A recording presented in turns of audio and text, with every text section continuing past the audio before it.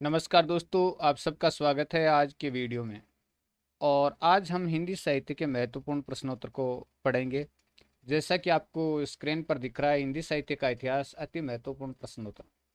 तो दोस्तों, अगर आप सेकंड ग्रेड की तैयारी करते हैं, लेक्चर एग्जाम की तैयारी करते हैं या और किसी परीक्षा की तैयारी करते हैं, तो ये वीडियो आपके लिए काफ़ी उपयोगी है। और अगर आप चैनल पर नए हैं, पहली बार वीडियो को देख रहे हैं, तो चैनल के सब्सक्राइब बटन को तुरंत ही दबा दीजिएगा।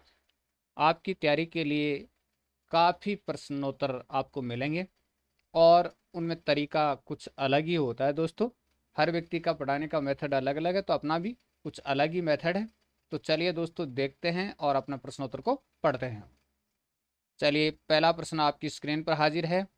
राजस्थानी पिंगल साहित्य के रचनाकार का नाम बताइए। तो डॉक्टर मोतीलाल मेनारिया की ये रचना है, राजस्थानी पिंगल साहित्य। ये मोतीलाल मेनारिया की रचना है। अगला प्रश्न है अपने स्क्रीन पर, राजस्थानी भाषा और साहित्य। राजस्थानी भाषा और साहित्य, ये भी डॉक्टर मोतीलाल मेनारिया की रचना है। तो राजस्थानी भाषा के साहित्य के इतिहास के बारे में अगर प्रश्नोत्तर पूछा जाए तो मोतीलाल मेनारिया कर ही दीजिएगा, क्योंकि 3-4 किताबें इन्हीं की प्रसिद्ध हैं। चलिए आगे बढ़ते हैं। अगला प्रश्न, हिंदी साहित्य का विवेचनात्मक इतिहास ग्रंथ के लेखक का नाम बताइए। तो हिंदी साहित्य का विवेचनात्मक इतिहास ग्रंथ के लेखक का नाम है सूर्यकांत शास्त्री। ये सूर्यकांत शास्त्री की रचना है, हिंदी साहित्य का विवेचनात्मक इतिहास। अगला प्रश्न है, हिंदी काव्य संग्रह ग्रंथ के लेखक का नाम बताइए। पंडित महेश दत्त शुक्ल की रचना है, हिंदी काव्य संग्रह। अगली रचना है, हिंदी वीर काव्य ग्रंथ के लेखक का नाम बताइए। डॉक्टर टीकम सिंह तोमर की रचना है, हिंदी वीर काव्य। नेक्स्ट क्वेश्चन है, हिंदी साहित्य का इतिहास ग्रंथ के लेखक का नाम बताइए। दोस्तों, हिंदी साहित्य का इतिहास के नाम से कई रचनाएं आपके सामने आएंगी। तो देखिएगा, प्रमुख रचना है वो आचार्य रामचंद्र शुक्ल की रचना है, तो याद कर लीजिएगा इसको। तो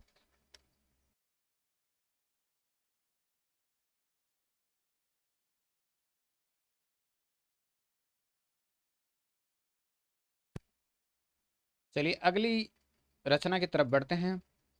हिंदी साहित्य का इतिहास, नाम एक ही है लेकिन रचनाकार अलग है। आचार्य चतुरसेन शास्त्री की रचना है, हिंदी साहित्य का इतिहास।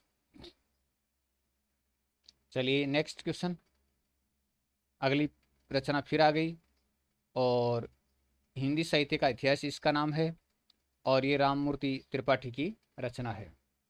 तो 3 किताबें, लेखक अलग अलग और नाम एक। चलिए नेक्स्ट क्वेश्चन, हिंदी साहित्य और संवेदना का इतिहास ग्रंथ के लेखक का नाम बताइए। डॉक्टर रामस्वरूप चतुर्वेदी की रचना है, हिंदी साहित्य और संवेदना का इतिहास। नेक्स्ट क्वेश्चन, कविता कौमुदी ग्रंथ के रचनाकार का नाम बताइए। पंडित रामनरेश त्रिपाठी की रचना, काफ़ी मोस्ट रचना है। इसमें ग्राम गीतों का संकलन है, 6 भाषाओं की रचनाएं हैं। गांव गांव घूमकर इन्होंने लगभग 13 वर्षों के अथक प्रयास से इसका संकलन किया था। तो एक तरह का ये इतिहास है हिंदी साहित्य का। आधुनिक हिंदी साहित्य का इतिहास ग्रंथ के लेखक का नाम बताइए। आधुनिक हिंदी साहित्य का इतिहास ग्रंथ के लेखक का नाम, ये कृपा शंकर शुक्ल रसाल का ग्रंथ है, आधुनिक हिंदी साहित्य का इतिहास। अगला क्वेश्चन अपने सामने है, हिंदी साहित्य ग्रंथ के लेखक का नाम बताइए। डॉक्टर भोलानाथ तिवारी, इन्होंने अपने ग्रंथ का नाम ही हिंदी साहित्य रख दिया, यानी ग्रंथ का नाम हिंदी साहित्य रख दिया, इतिहास का नाम ही। नेक्स्ट क्वेश्चन है, हिंदी साहित्य का नवीन इतिहास। हिंदी साहित्य का नवीन इतिहास और इसके रचनाकार डॉक्टर बच्चन सिंह है, हिंदी साहित्य का नवीन इतिहास। अगला क्वेश्चन अपना है, रीति काव्य की भूमिका। ये तो दोस्तों सबको आता होगा, और ये डॉक्टर नागेंद्र की रचना है, रीति काव्य की भूमिका। और इससे संबंधित एक प्रश्न और भी बन सकता है, वृहत नागरी नहीं वृहत हिंदी साहित्य का इतिहास और नागरी प्रचार निसभा काशी, आप देख सकते हो। हिंदी साहित्य का अतीत ग्रंथ के लेखक का नाम बताइए। शिवनाथ प्रसाद मिश्र की रचना है हिंदी साहित्य का अतीत। नेक्स्ट क्वेश्चन अपने सामने हाजिर हो रहा है। उत्तरी भारत की संत परंपरा ग्रंथ के लेखक का नाम परशुराम चतुर्वेदी की ये रचना है, उत्तरी भारत की संत परंपरा। अगला क्वेश्चन हाजिर है आपके सामने, चैतन्य संप्रदाय और उसका साहित्य। चैतन्य संप्रदाय और उसका साहित्य, और ये प्रभुदयाल मित्तल की रचना है, चैतन्य संप्रदाय और उसका साहित्य। अगला है हिंदी साहित्य का इतिहास दर्शन। इतिहास दर्शन ग्रंथ के लेखक का नाम बताइए। तो ये डॉक्टर नलिन विलोचन शर्मा की रचना है, हिंदी साहित्य का इतिहास दर्शन। चलिए, हिंदी साहित्य का आलोचनात्मक इतिहास, काफ़ी मोस्ट रचना है दोस्तों, और ये तो आपको आती ही होगी। ये डॉक्टर राम कुमार वर्मा की रचना है, हिंदी साहित्य का आलोचनात्मक इतिहास। चला चलते चलते अगला प्रश्न देखते हैं। हिंदी भाषा और साहित्य ग्रंथ के लेखक का नाम बताइए। बाबू श्याम सुंदर दास की ये रचना है, हिंदी भाषा और साहित्य। चलिए, हिंदी साहित्य की भूमिका ग्रंथ के लेखक का नाम बताइए। आचार्य हजारी प्रसाद द्विवेदी की रचना है, हिंदी साहित्य की भूमिका, और इसका प्रकाशन 1940 में हुआ था। आचार्य हजारी प्रसाद द्विवेदी की रचना है। चलिए, हिंदी साहित्य का आदिकाल ग्रंथ के लेखक का नाम बताइए। तो ये भी आचार्य हजारी प्रसाद द्विवेदी की रचना है, हिंदी साहित्य का आदिकाल, और 1952 में इसका प्रकाशन हुआ था। नेक्स्ट रचना, हिंदी साहित्य का उद्भव और विकास। हिंदी साहित्य का उद्भव और विकास ग्रंथ के लेखक का नाम, यह आचार्य हजारी प्रसाद द्विवेदी की रचना है, 1953 में इसका प्रकाशन हुआ था। चलिए, हिंदी साहित्य ग्रंथ के लेखक का नाम बताइए। डॉक्टर धीरेन्द्र वर्मा का ये ग्रंथ है, और नाम इन्होंने भी हिंदी साहित्य ही रखा है।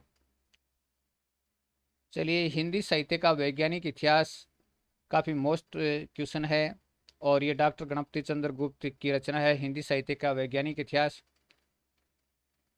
अगला प्रश्न है, शिव सिंह सरोज ग्रंथ के लेखक का नाम बताइए। शिव सिंह सेंगर की यह रचना है, Shiv Singh Saroj. Next question, the modern literature of Hindustan ग्रंथ के लेखक का नाम बताइए। जॉर्ज ग्रियर्सन की रचना है दोस्तों।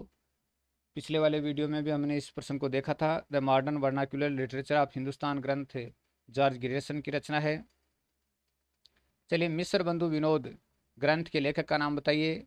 तो दोस्तों, मिस्र बंधु है, कमेंट कीजिएगा मिस्र बंधु कौन कौन थे, अगर आपको याद है तो। वैसे दोस्तों, मैंने कह दिया, भूल हो गई, कमेंट तो आप करते नहीं हैं। 4 भाग हैं इसके। प्रथम 3 भाग 1913 में प्रकाशित, तो पहले 3 भाग 1913 में प्रकाशित, चौथा भाग है 1934 में प्रकाशित हुआ। अगला है, ए sketch of Hindi literature. A sketch of Hindi literature ग्रंथ के लेखक का नाम बताइए। तो एडमिन ग्रिव्स की रचना है, 1918 में ये प्रकाशित हुई थी। A sketch of Hindi literature, Edwin Greaves की रचना, 1918 में प्रकाशित। नेक्स्ट है, a history of literature. A history of literature ग्रंथ के लेखक का नाम बताइए। तो ये F.E.K की रचना है, और 1920 में ये रचना प्रकाशित हुई। चलिए, इस्तवार द ला लिटरेचर एंदुई हिंदुस्तानी। इस्तवार द ला लिटरेचर एंदुई हिंदुस्तानी ग्रंथ के लेखक का नाम बताइए। गारसद दतासी की रचना है, फ्रेंच इतिहासकार थे। इस्तवार द ला लिटरेचर एंदुई हिंदुस्तानी ग्रंथ के लेखक का नाम गारसद दतासी। प्रथम भाग 1839 में प्रकाशित, और द्वितीय भाग 1847 में प्रकाशित। तो पहला भाग 1839 में, और द्वितीय भाग 1847 में प्रकाशित हुआ। गार से दताशी की रचना है, इस्तवार द ला लिटरेचर एंदुई हिंदुस्तानी। हिंदी साहित्य का दूसरा इतिहास ग्रंथ के लेखक का नाम बताइए। तो ये डॉक्टर बच्चन सिंह की रचना है। बच्चन सिंह ने 2-3 हिंदी साहित्य के इतिहास ग्रंथ लिखे हैं, तो हिंदी साहित्य का दूसरा इतिहास डॉक्टर बच्चन सिंह की रचना है। अगला है, हिंदी साहित्य का इतिहास। भाई, हमने 3 प्रश्न तो पहले पढ़ लिए थे, और ये डॉक्टर नगेंद्र की रचना है, हिंदी साहित्य का इतिहास, डॉक्टर नगेंद्र की रचना है। चलिए जी आगे, हिंदी काव्य शास्त्र का इतिहास। हिंदी काव्य शास्त्र का इतिहास ग्रंथ के लेखक का नाम डॉक्टर भगीरथ मिश्र की ये रचना है, हिंदी काव्य शास्त्र का इतिहास, और ये डॉक्टर भगीरथ मिश्र की रचना है। अगला क्वेश्चन देखते हैं, हिंदी साहित्य का नया इतिहास। अब इन्होंने नया इतिहास भी लिख दिया, और ये डॉक्टर राम खिलावन पांडे की रचना है, हिंदी साहित्य का नया इतिहास। चलिए जी, राधा वल्लभ संप्रदाय और सिद्धांत और साहित्य। राधा वल्लभ संप्रदाय, सिद्धांत और साहित्य ग्रंथ के लेखक का नाम बताइए। तो ये डॉक्टर विजेंद्र स्नातक की रचना है, राधा वल्लभ संप्रदाय, सिद्धांत और साहित्य। अगला क्वेश्चन देखते हैं, हिंदी साहित्य विमर्श ग्रंथ के लेखक का नाम बताइए। पद्मलाल पूनालाल बख्शी की रचना है, पद्मलाल पूनालाल बख्शी की ये रचना है, हिंदी साहित्य विमर्श। अगला क्वेश्चन अपने सामने हाजिर हो रहा है, हिंदी भाषा और उसके साहित्य का इतिहास। हिंदी भाषा और उसके साहित्य का इतिहास ग्रंथ के लेखक का नाम बताइए। अयोध्या सिंह उपाध्याय, और उपनाम इनका हरिओद।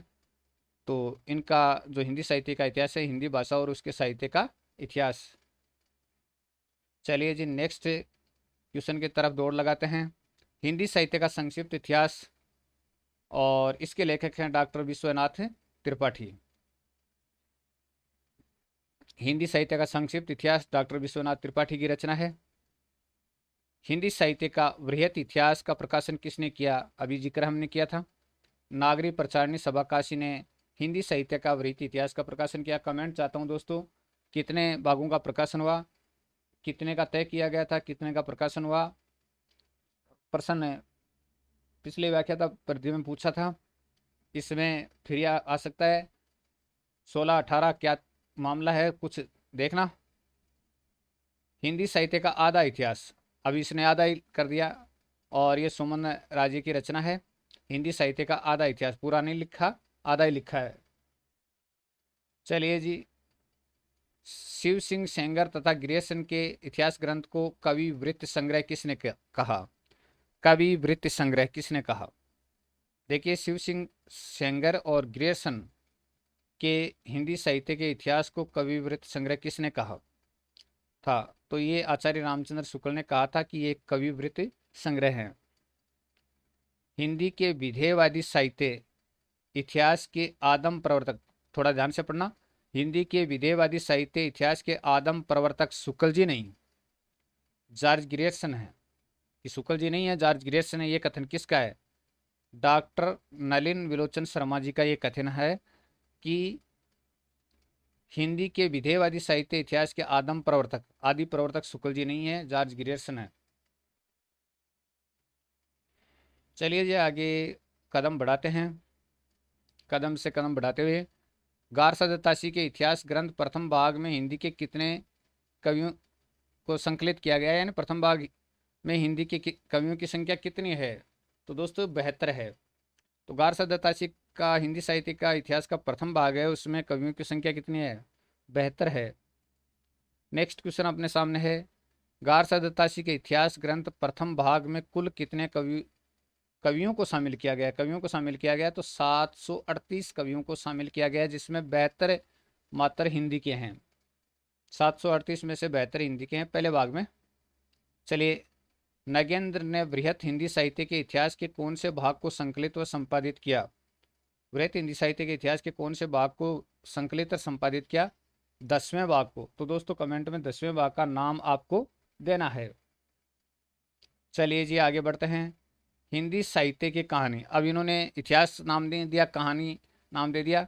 कि रचनाकार का नाम बताइए। प्रभाकर माचवे की रचना हिंदी साहित्य की कहानी। अगला है हिंदी साहित्य के इतिहासों का इतिहास, यानी इतिहासों का भी इतिहास लिख डाला, और ये किशोरी लाल गुप्त की रचना है, हिंदी साहित्य के इतिहासों का इतिहास। अगला क्वेश्चन अपने सामने है, साहित्य की इतिहास दृष्टि। साहित्य की इतिहास दृष्टि ग्रंथ के लेखक का नाम बताइए। मैनेजर पांडे की रचना है, साहित्य की इतिहास दृष्टि। हिंदी साहित्य युग और प्रवृत्तियां।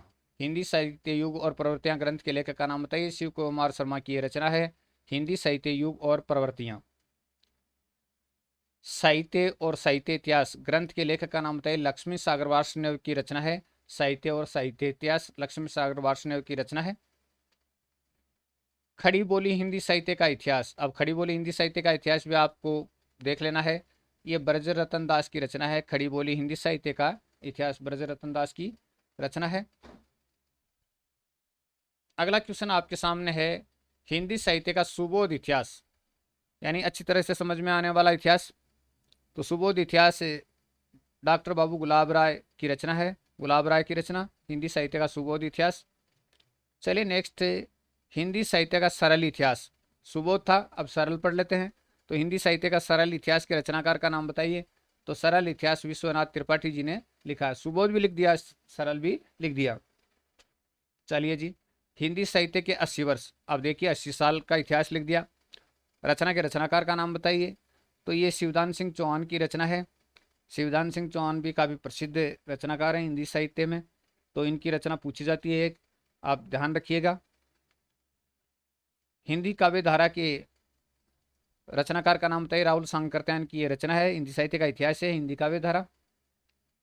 और हिंदी साहित्य का इतिहास ग्रंथ के लेखक का नाम बताइए। अब बोलिए जी, ये पांचवी रचना है हिंदी साहित्य का इतिहास नाम से, और ये रमाशंकर शुक्ल रसाल की रचना, और 1931 में ये लिखी गई।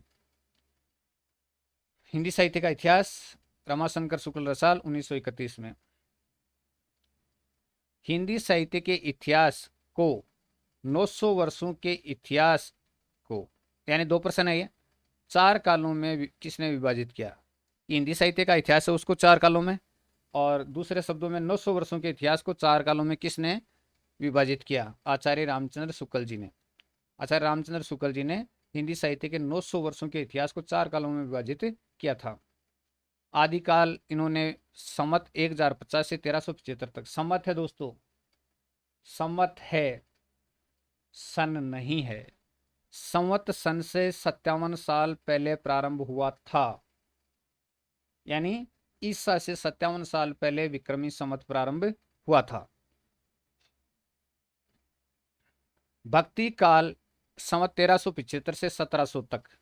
भक्ति काल है वो संवत 1375 से 1700 तक, और रीति काल है वो संवत 1700 से 1900 तक। रीति काल संवत 1700 से 1900 तक, और आधुनिक काल संवत 1900 से अब तक। 1900 से अब तक। तो दोस्तों 1900 है, तो इसको क्या करना है, अगर सन निकालेंगे तो प्लस करेंगे या माइनस करेंगे दोस्तों, प्लस करेंगे या माइनस करेंगे 1900 में से, कमेंट। चलिए जी, आचार्य रामचंद्र शुक्ल ने प्रत्येक काल का दोहरा नामकरण किया। यह प्रश्न पूछा जाता है कि दोहरा नामकरण किसने किया।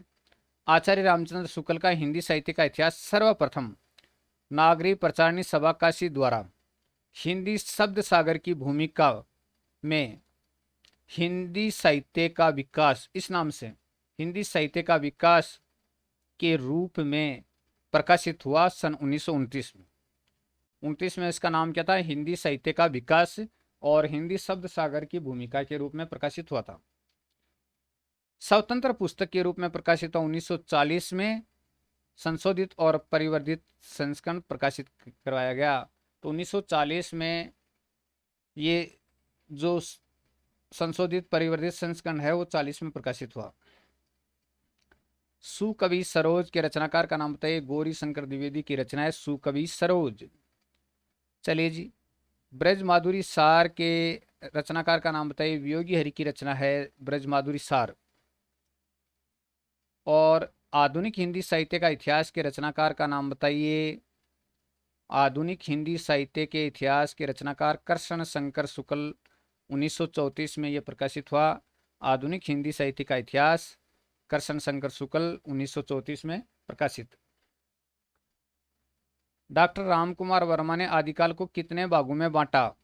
डॉक्टर रामकुमार वर्मा ने आदिकाल को कितने भागों में बांटा। तो दो भागों में बांटा था, एक संधिकाल और दूसरा चारणकाल, यानी एक का नाम दिया संधिकाल, दूसरे का नाम चारणकाल।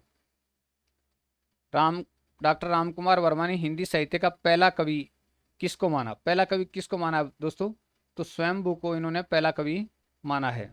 डॉक्टर रामकुमार वर्मा ने हिंदी साहित्य का पहला कवि स्वयंभू को माना है। नेक्स्ट है मॉडर्न हिंदी लिटरेचर। देखिए ये ग्रेजुएशन वाली पुस्तक नहीं है कि रचना किसने की। इंद्रनाथ मदान ने 1939 में मॉडर्न हिंदी लिटरेचर की रचना की थी। आधुनिक हिंदी साहित्य।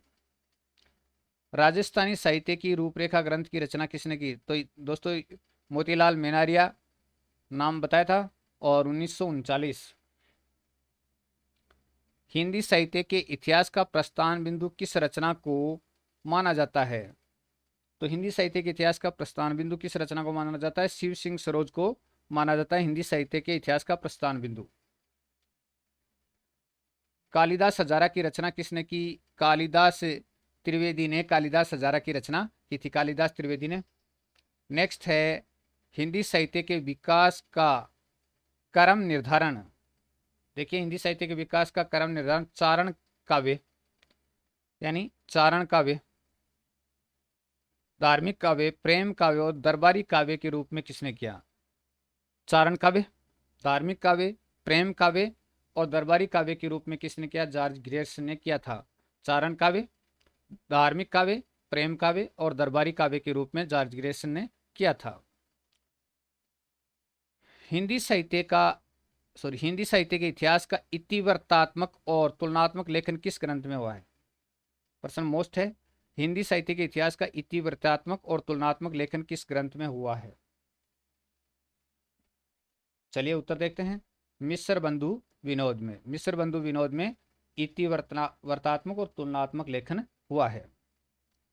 चलिए, डॉक्टर जॉर्ज ग्रेसन ने अपना इतिहास ग्रंथ लिखते समय सबसे ज्यादा सहायता किस ग्रंथ की ली? किस ग्रंथ के लिए दोस्तों? ये प्रश्न भी पूछे जाते हैं। शिव सिंह सरोज की ली थी, ग्रेसन ने शिव सिंह सरोज की ली, और आचार्य रामचंद्र शुक्ल ने किसकी ली थी? कमेंट, चलो कमेंट कर दें तो, आज नहीं तो 5 साल बाद कर देना दोस्तों, जब कोई पढ़ेगा तब कर देगा। डॉक्टर जॉर्ज ग्रेसन ने अपना इतिहास ग्रंथ लिखते समय सबसे ज्यादा सहायता किस ग्रंथ की ली थी? शिव सिंह सरोज की ली थी। लेकिन आचार्य रामचंद्र शुक्ल ने किसकी ली थी? प्रश्न बहुत बार परीक्षाओं में पूछा गया है। राहुल सांकृत्य ने हिंदी का प्रथम कवि किसको माना है? किसको माना? सरहपा को माना है, सरहपा को प्रथम कवि माना है। डॉक्टर नगेंद्र ने हिंदी का प्रथम कवि किसको माना? सरहपा को माना है। डॉक्टर नगेंद्र ने भी हिंदी का प्रथम कवि सरहपा को माना है। चलिए जी आगे बढ़ते हैं, और हिंदी साहित्य का आधुनिक इतिहास रचना के रचनाकार का नाम बताइए। अब लो जी, सच्चिदानंद हीरानंद वात्सन अगे जी ने भी हिंदी साहित्य का इतिहास लिख दिया, और उसका नाम रखा गया हिंदी साहित्य का आधुनिक इतिहास। तो सच्चिदानंद हीरानंद वात्सन अगे की रचना है। आप उनको कवि के रूप में मानते थे, कहानीकार के रूप में मानते थे, लेकिन ये साहित्यकार भी हैं, यानी इतिहास लिखने वाले साहित्यकार। हिंदी साहित्य का आधुनिक इतिहास नाम से इन्होंने पुस्तक लिखी। चलिए जी आगे बढ़ते हैं, और अब्दुल रहमान को हिंदी का प्रथम कवि किसने माना? डॉक्टर हजारी प्रसाद द्विवेदी ने अब्दुल रहमान को हिंदी का प्रथम कवि माना। राजा मुंज को हिंदी का प्रथम कवि किसने माना? राजा मुंज को आचार्य रामचंद्र शुक्ल और चंद्रधर शर्मा गुलेरी ने राजा मुंज को हिंदी साहित्य का प्रथम कवि माना। देख लीजिएगा, राजा मुंज को इन्होंने प्रथम कवि माना, रामचंद्र शुक्ल जी ने और चंद्रधर शर्मा गुलेरी जी ने। खड़ी बोली हिंदी का प्रथम कवि किसको माना जाता है? खड़ी बोली हिंदी का अमीर खुसरो को माना जाता है, जिसकी पहेलियां और मुखरियां काफी प्रसिद्ध हैं। गणपति चंद्र गुप्त ने हिंदी का प्रथम कवि किसको माना? शालिभद्र सूरी को। गणपति चंद्र गुप्त ने हिंदी का प्रथम कवि किसको माना? शालिभद्र सूरी को।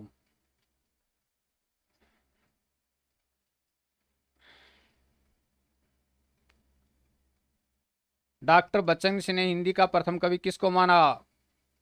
डॉक्टर बच्चन सिंह ने विद्यापति को हिंदी का प्रथम कवि माना। डॉक्टर बच्चन सिंह ने हिंदी का प्रथम कवि किसको माना? विद्यापति को। मैथिल कोकिल अभिनव जयदेव। आदिकाल को शून्यकाल किसने कहा? डॉक्टर गणपति चंद्र गुप्त ने आदिकाल को शून्यकाल कहा। चले जी, पुष्य या पुंड को हिंदी का प्रथम कवि किसने माना? शिव सिंह सेंगर ने पुष्य या पुंड कवि को हिंदी का प्रथम कवि माना। हिंदी भाषा में लिखा गया हिंदी का सर्वप्रथम इतिहास ग्रंथ कौन सा है? देखो, ग्रेसन ने भी हिंदी में नहीं लिखा, गारसा दत्तासी ने भी हिंदी में नहीं लिखा। सबसे पहले हिंदी भाषा में लिखा गया हिंदी का पहला ग्रंथ है शिव सिंह सरोज, और शिव सिंह सेंगर ने इसको लिखा था। हिंदी साहित्य का इतिहास लिखते समय काल विभाजन और नामकरण का प्रथम प्रयास किसने किया? काल विभाजन करने का और नामकरण का पहला प्रयास किसने किया था? डॉक्टर जॉर्ज ग्रेसन ने किया था काल विभाजन का और नामकरण का प्रयास। कालों का नाम भी रखा था अध्याय के अनुसार ही। आदिकाल का नाम आदिकाल किसने दिया? आचार्य हजारी प्रसाद द्विवेदी ने आदिकाल का नाम आदिकाल दिया था। आदिकाल का नाम आदिकाल आचार्य हजारी प्रसाद द्विवेदी ने दिया। आदिकाल को बीज वपन काल किसने कहा? आचार्य महावीर प्रसाद द्विवेदी ने आदिकाल को बीज वपन काल कहा था। हिंदी साहित्य का अतीत ग्रंथ के कितने भाग हैं? 2 भाग हैं। हिंदी साहित्य का अतीत ग्रंथ के 2 भाग हैं। आदिकाल को अंधकार काल की संज्ञा किसने दी? डॉक्टर कमल कुलश्रेष्ठ ने आदिकाल को अंधकार काल की संज्ञा दी थी। आदिकाल का नाम सिद्ध सामंत काल किसने दिया? राहुल सांकृत्यायन ने आदिकाल का नाम सिद्ध सामंत काल दिया था, राहुल सांकृत्यायन ने। आदिकाल को वीर काल किसने कहा था? विश्वनाथ प्रसाद मिश्र ने। रट लीजिएगा दोस्तों, कई परीक्षाओं में पूछा जा चुका है, स्क्रीनशॉट ले लो। चलिए, छप्पे का राजा किस कवि को कहा जाता है? चंद बरदाई को कहा जाता है छप्पे का राजा, छप्पे छंद का राजा। नेक्स्ट क्वेश्चन, आला खंड को सर्वप्रथम किसने प्रकाशित करवाया? सन 1865 में फर्रुखाबाद के कलेक्टर चार्ल्स एलियट ने आला खंड को, देख लीजिएगा, 1865 में फर्रुखाबाद के कलेक्टर थे चार्ल्स एलियट और उन्होंने आला खंड को सर्वप्रथम प्रकाशित करवाया। सहज यान का प्रवर्तक किसको माना जाता है? सरहपा को माना जाता है सहज यान का प्रवर्तक। आचार्य रामचंद्र शुक्ल जी ने हिंदी का प्रथम महाकाव्य किसको माना है? पृथ्वीराज रासो को माना है हिंदी का प्रथम महाकाव्य। शुक्ल जी ने हिंदी का प्रथम महाकाव्य पृथ्वीराज रासो को माना है। आचार्य रामचंद्र शुक्ल जी ने हिंदी का प्रथम महाकवि किसको माना है? महाकवि चंद बरदाई को माना। पहला कवि नहीं माना है, महाकवि माना है। पहला कवि मुंज को माना इन्होंने और महाकवि चंद बरदाई को माना है। पृथ्वीराज रासो को सबसे पहले अप्रामाणित किसने कहा? डॉक्टर वुलर ने 1883 में। पृथ्वीराज रासो को सबसे पहले अप्रामाणित किसने कहा? डॉक्टर वुलर ने 1883 में। पृथ्वीराज रासो का प्रधान रस कौन सा है? प्रधान रस वीर रस है और सहायक रस है वो श्रृंगार रस है। चलिए जी, बिसलदेव किस प्रकार का काव्य है? मुक्तक काव्य है। बिसलदेव रासो है वो मुक्तक काव्य है। संदेश रासक के रचयिता का नाम बताइए। संदेश रासक के रचयिता का नाम अब्दुल रहमान की रचना है संदेश रासक। वसंत विलास किस प्रकार का काव्य? फागु काव्य है, जैन काव्य है दोस्तों। चर्यापद के रचयिता का नाम बताइए। सबरपा की रचना है चर्यापद, सबरपा। चलिए जी, नेक्स्ट, राहुल वेल में हिंदी की कितनी बोलियों के शब्द मिलते हैं? राहुल वेल रोड़ा कवि की रचना, और 7 बोलियों के शब्द मिलते हैं। राहुल वेल से संबंधित प्रश्न जरूर पूछा जाता है दोस्तों। विद्यापति ने अपनी किस रचना को कहानी कहा है? कहानी कहा है। कीर्तिलता को कहानी कहा है। विद्यापति की प्रसिद्धि का आधार ग्रंथ कौन सा है? पदावली आधार ग्रंथ है। तो दोस्तों, आज के वीडियो के 101 प्रश्न आपको कैसे लगे कमेंट जरूर कीजिएगा। अगर आप चैनल पर नए हैं तो सब्सक्राइब कर दीजिएगा, क्योंकि इसमें फ़ायदा आपका है, अपना कोई फ़ायदा नहीं है। क्योंकि अपना फ़ायदा तो आप देखते हो तब होता है, आप देखते नहीं हो, सब्सक्राइब कर लोगे तो कोई फ़ायदा तो है नहीं। लाइक का भी कोई फ़ायदा नहीं है, डिसलाइक का भी कोई फ़ायदा नहीं। चाहे भरपूर डिसलाइक कर दो आप, चाहे जितने डिसलाइक कर दो, चाहे जितने लाइक कर दो, कोई फ़ायदा नहीं है। लाइक का भी फ़ायदा आपको ही है। लाइक करते ही आप उस वीडियो को ज़्यादा ढूंढने के लिए कष्ट नहीं पाओगे, आपके ही चैनल में वो मिल जाएगा, प्लेलिस्ट के अंदर लाइक अनलाइक के रूप में मिल जाएगा। तो ज़्यादा खोजने की आवश्यकता नहीं पड़ेगी। आप वीडियो को बाद में देखना चाहते हो, लाइक करके छोड़ दो, ठीक है, बाद में अपने आप आपके सामने आपके चैनल पर ही आ जाएगा। तो दोस्तों, वास्तविक रूप से लाइक करने से, डिसलाइक करने से, शेयर करने से आपके साथी देखेंगे, लाइक करने से आपको फ़ायदा होगा, और साथ साथ प्लेलिस्ट आप अगर अपने चैनल में सेव करना चाहो तो और ही बहुत अच्छी बात है। पूरी के पूरे प्लेलिस्ट ही सेव कर लो, जो ही मैं वीडियो डालूंगा आपके चैनल पर अपने आप दिखाई दे जाएगी। न लाइक का झंझट, न शेयर का झंझट, न सब्सक्राइब का झंझट, अपने आप आपके चैनल पर आ जाएगी। मैं हर प्लेलिस्ट में ये वीडियो डालता हूँ, तो प्लेलिस्ट में आप देख ले, प्लेलिस्ट को ही सेव कर लो ना। तो ये है तरीके हैं जी पढ़ने के, आप याद रखने के। आप कभी इस चैनल पर जाते हो, कभी हाँ जाइए, सबके देखिए, सबके देखिए, अच्छे लगे वो सारे देखिए। लेकिन सब्सक्राइब करते हो तो बार बार सामने आते हैं, सब्सक्राइब नहीं करते हो तो वो भूल जाते हो, ढूंढने से मिलते नहीं, इसलिए तरीका बताया है जी। ठीक है, बहुत बहुत धन्यवाद आपका, बहुत बहुत आभार दोस्तों। दोपहर में आप आराम कीजिएगा, और जब आपका मूड हो तब आप आराम से पढ़िएगा, सोते सोते पढ़िएगा। मोबाइल को एक तरफ रख दीजिएगा और कहानी सुनिएगा, नींद आ जाएगी पक्की।